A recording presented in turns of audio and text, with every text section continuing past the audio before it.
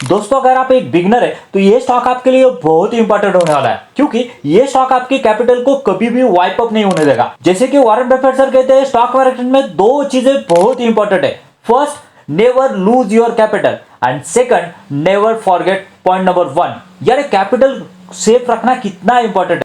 और दूसरी बात, अगर आप स्टॉक मार्केट में एक्सपीरियंस है तो भी ये स्टॉक आपके लिए बहुत इंपॉर्टेंट होने वाला है, क्योंकि आप अगर रिस्की स्टॉक में अगर जा रहे हो तो आपको स्टेबल करने के लिए और अच्छा रिटर्न देने का पोटेंशियल ये स्टॉक रखता है।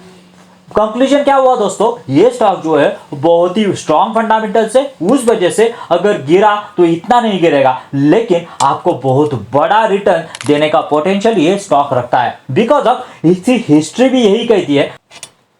दोस्तों जिस स्टॉक के बारे में बात कर रहे हैं उसका नाम है Lloyd metal and energy limited. Trade कर रहा है 824 पे, और इसके अगर रिटर्न की बात की जाए दोस्तों तो 5 दिन में देखेंगे तो अराउंड 10% के रिटर्न, 6 मंथ में देखेंगे तो 40% के रिटर्न, और 5 इयर्स में देखेंगे दोस्तों तो 7600% के रिटर्न। जी हाँ, जो कि स्टॉक बाय 2029 में यहाँ पे 10 to 11 रुपीज पे ट्रेड कर रहा था, वही स्टॉक आज के दिन में 824 पे ट्रेड कर रहा है। जी हाँ दोस्तों, तो सोच सकते हैं कितना ह्यूमंगस वेल्थ इस स्टॉक ने अपने इन्वेस्टर के लिए क्रिएट करके दिया।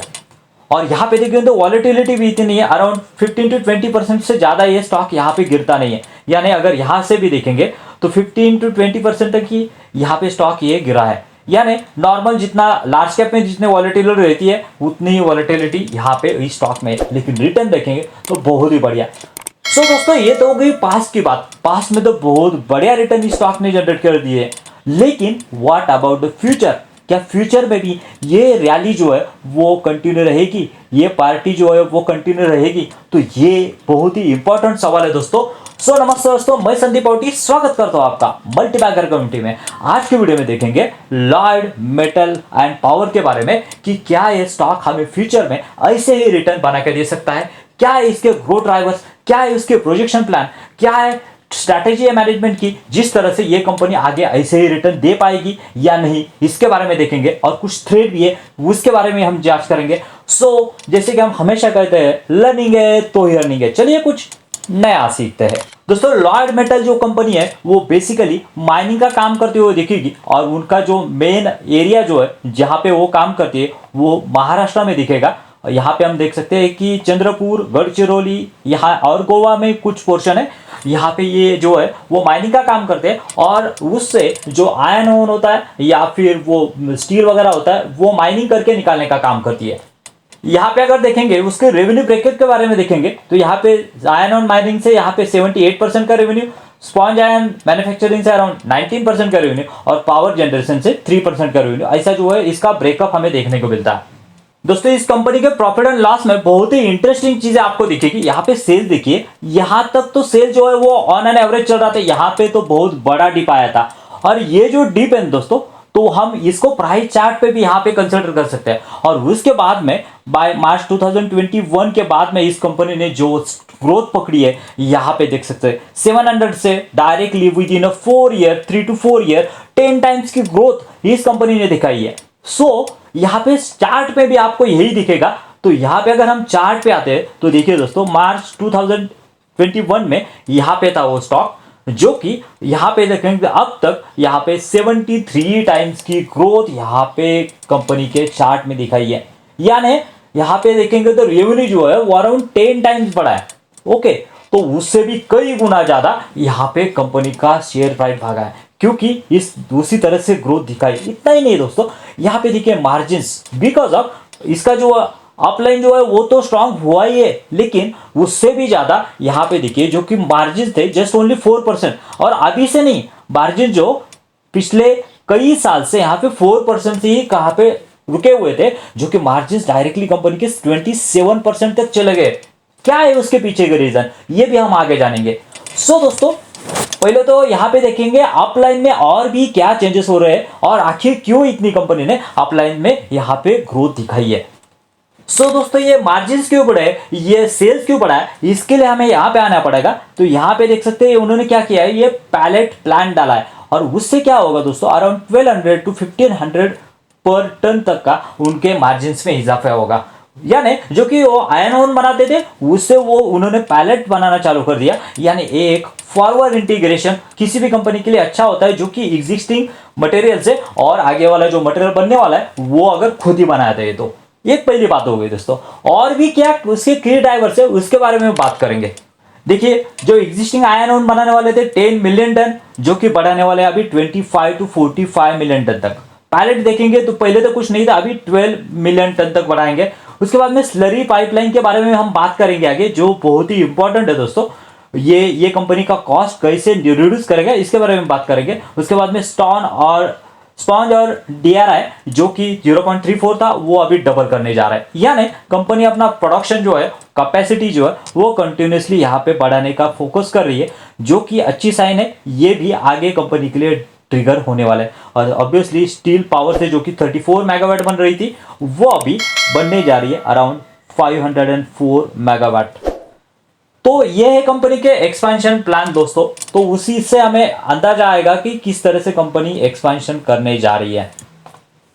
दोस्तों हमें पता है कि कंपनी की फॉरवर्ड इंटीग्रेशन कर रही है, यहाँ पे कैपेसिटी एक्सपेंशन कर रही है, ये तो ठीक है। लेकिन कंपनी के पास ये जो लीज पे ली गई जो जमीन है वो कितने साल तक है, उसके लिए हमें यहाँ पे मैनेजमेंट बताते हैं कि ये जो है उन्होंने एग्रीमेंट किया है अप टू द 2057 तक यहाँ में उन्होंने एग्रीमेंट किया हुआ है। और उन्होंने जो वैलिडिटी है वो अराउंड 800 टू 900 मिलियन टन तक यहाँ पे वो क्या कर सकते हैं, जो आयन ओन है वो निकाल सकते हैं।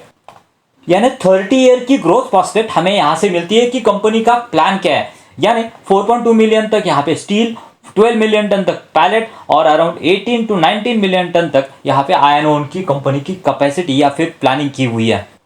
दोस्तों अगर हम यहाँ पे आते हैं तो नेट प्रॉफिट कंपनी का यहाँ तक तो हमने जैसे कि देखा कुछ बड़ा नहीं था, लेकिन उसके बाद में एक्सपोनेंशियल बढ़ा है। आपको यहाँ पे निगेटिव दिख रहा होगा, लेकिन यहाँ पे जो है वो कंपनी का जो एडजस्टमेंट है या फिर एक्सेप्शनल आइटम है उसके वजह से यहाँ है, वरना ये भी 1000 करोड़ से आगे गया होगा। दोस्तों यहाँ पे एक चीज आती है कि कंपनी इतना बड़ा एक्सपेंशन कर रही है तो यहाँ पे उसके बाद में इंटरेस्ट में या फिर बोरिंग्स में ये चीजें बढ़ सकती है क्या। तो इसके लिए हमें यहाँ पे मैनेजमेंट की गाइडेंस देखनी होगी कि क्या सही में लोन के बाद में यहाँ पे इंटरेस्ट बढ़ सकता है क्या। तो यहाँ पे देखिए दोस्तों ये जो टोटल कैपेक्स होने वाला है अराउंड 4200 करोड़ का यहाँ पे कैपेक्स होने वाला है, उसको एग्जीक्यूट कैसे करने वाले हैं।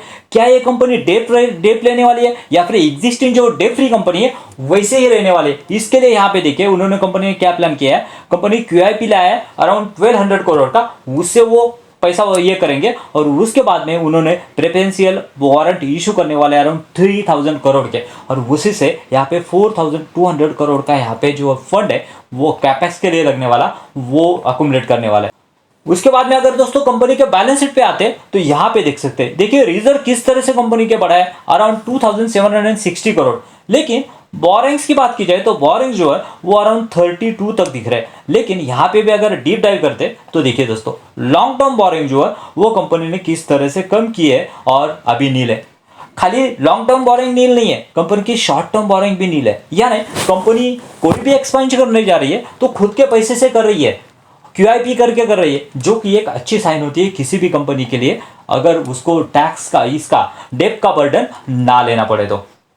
दोस्तों जैसे कि हमने देखा कंपनी के मार्जिन जो है वो कंटिन्यूसली इंप्रूव हो रहे हैं और ये और भी इंप्रूव होंगे क्योंकि उनके पास एक की ड्राइवर आया हुआ है और उसका नाम अगर देखेंगे तो ये है दोस्तों उनकी स्लरी पाइपलाइन। जी हाँ, उनसे वो आयन ओन और वो बाकी का जो मटेरियल है माइनिंग का वो ट्रांसफर करते हैं अप टू द ये देखेंगे तो अराउंड 85 किलोमीटर तक यहाँ पे जो है बिछी हुई है, 85 किलोमीटर तक। और यहाँ से उनका जो ट्रांसपोर्टेशन का खर्चा जो है वो बहुत ही कम होने वाला है। देखिए दोस्तों वो कितना कम होने वाला है, यहाँ पे देख सकते हैं, यहाँ पे 800 टू 900 पर टन यहाँ पे वो जो खर्चा है वो रिड्यूस होने वाला है। और उसका ऑब्वियसली इम्पैक्ट कहाँ पे आएगा, आपको यहाँ पे प्रॉफिट एंड लॉस में आएगा, जो कि उनका प्रॉफिट एंड लॉस यहाँ पे जो मार्जिन से वो बढ़ेंगे क्योंकि बिकॉज ऑफ उनके एक्सपेंसेस कम होने वाले हैं। दोस्तों कंपनी के फंडामेंटल्स की बात की जाए तो A1 फंडामेंटल्स आपको देखेंगे, मार्केट कैप 43,000 का है, लेकिन आपको 4,000 करोड़ का जो स्मॉल कैप स्टॉक होता है उसके ग्रोथ ट्रिगर आपको यहाँ पे दिखेंगे। ROE देखेंगे तो decent, sales growth, profit growth decent. यहाँ पे PE देखेंगे तो PE वैल्यू देखेंगे तो जस्ट ओनली 0.24, यानी अभी भी अंडर वैल्यूड है। कैसा है मैं आगे बताऊंगा आपको। प्रमोटर होल्डिंग देखेंगे तो 64% की प्रमोटर होल्डिंग है। दोस्तों अगर वीडियो अच्छा लग रहा है तो वीडियो को लाइक करना मत भूलिए, क्योंकि इतने सारे एफर्ट अगर आपको लग रहा है कि सही में लिए गए तो ही लाइक कीजिए, वरना डिसलाइक किया तो भी चलेगा। देखिए दोस्तों, अगर आप आगे आते हैं तो प्रोमोटर होल्डिंग में देखेंगे तो प्रोमोटर होल्डिंग किस तरह से बनी हुई है। देखिए यहाँ पे प्रोमोटर की होल्डिंग जो है वो प्रोमोटर ने अराउंड 64% तक अपने पास रखे। उसके बाद में एफआई और डीआईएस के भी एंट्री स्टॉक में होते हुए दिख रहे हैं, और पब्लिक दिखेंगे आपको 33%, यानी इतनी बड़ी पब्लिक की होल्डिंग यहाँ पे नहीं है। दोस्तों थोड़ा सा डीप डाइव करेंगे आपको यहाँ पे नजर आएगा। यहाँ पे देखिए सन फ्लैग आयरन एंड स्टील, उनकी शायद उनकी ही फर्म है, उन्होंने अराउंड 12% का होल्डिंग जो है वो यहाँ पे लेके रखा है। उसके बाद में नीचे आएंगे तो अराउंड दूसरी एक फर्म में उन्होंने 4%, यानी ये 10% हो गया, यानी अराउंड 20 to 25% का 20 to 23% का होल्डिंग पब्लिक के पास है, और 75% होल्डिंग जो है वो स्ट्रॉन्ग हैंड में होती हुई दिख रही है। उसके बाद में कैश फ्लो देखेंगे तो कैश फ्लो भी बहुत पॉजिटिव है, 1700 करोड़ का कंपनी के पास कैश फ्लो है। उसके बाद में यहाँ पे डेटर्स दे देखेंगे तो भी वो कम हो रहे हैं। उसके बाद में कैश फ्लो जो कैश कन्वर्जन साइकिल वो भी कम हो रहा है, यानी सभी चीजों से यहाँ पे कंपनी जो वो अच्छी दिख रही है। यहाँ पे प्रो एंड कॉन्स आप यहाँ पे पॉज करके पढ़ सकते हैं। उसके बाद में अगर देखेंगे तो कंपनी का चार्ट देखिए दोस्तों, किस तरह से रैली कंपनी के यहाँ पे शेयर नहीं दिखाई हुए। और इतना ही नहीं दोस्तों, इतना होने के बाद में भी अंडर वैल्यूड क्यों बोल रहा हूँ। यहाँ पे देखिए पी रेशियो, देखिए पी रेशियो देखेंगे तो आपका मीडियन पी के साथ में ये कंपनी अभी भी चल रही है। आप सोचेंगे इतना भागने के बाद में देखिए अराउंड 23 का यहाँ पे कंपनी का पी है, मीडियन पी है, और ये कंपनी जो है अभी भी अपने मीडियन पी के थोड़ा सा ये यानी उतना ही उस हिसाब से चल रहे हैं। बिकॉज ऑफ दोस्तों कंपनी के अर्निंग जो है वो जिस तरह से बढ़े, हम यहाँ पे प्रॉफिट जो है वो कंपनी के जिस तरह से बढ़ रहे, उसी का रीजन है कि कंपनी का पी गिरा है। सो दोस्तों ये था detail analysis about the Lloyd metals. So दोस्तों अगर आपको एक ऐसी कंपनी देखनी है कि जो यहाँ पे हेल्थ केयर सेक्टर में बहुत बढ़िया काम कर रही है तो लेफ्ट वाले पे क्लिक कीजिए। मिलते हैं वहीं पे। Thank you very much. जय हिंद।